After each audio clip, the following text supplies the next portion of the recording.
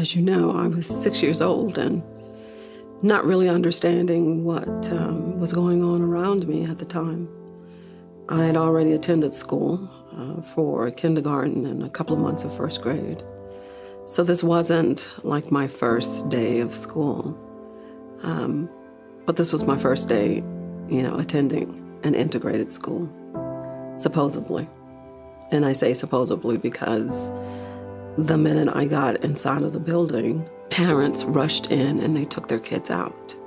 So I actually attended this all-white school alone for a whole year. I sat in an empty classroom with a teacher that was white who came from Boston to teach me because teachers in New Orleans refused to teach black children. So lots of them quit their jobs.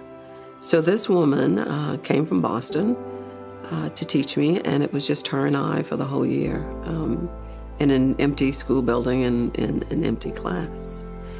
Having lived in New Orleans all my life, even at 6, I was accustomed to Mardi Gras.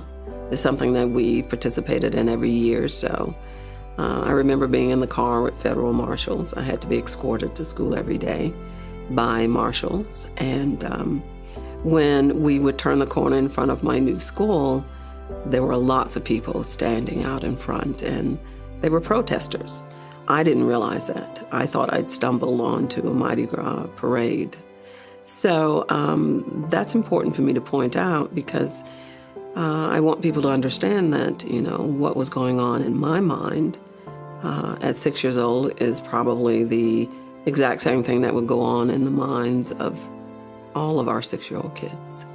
I always said that the lesson that I took away that year in first grade was the fact that seeing the crowd and at some point seeing their faces that looked really angry about something.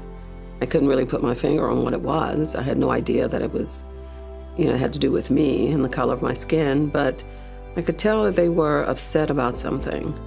And yet this very same woman that greeted me every day, who was white and looked exactly like them, she was different.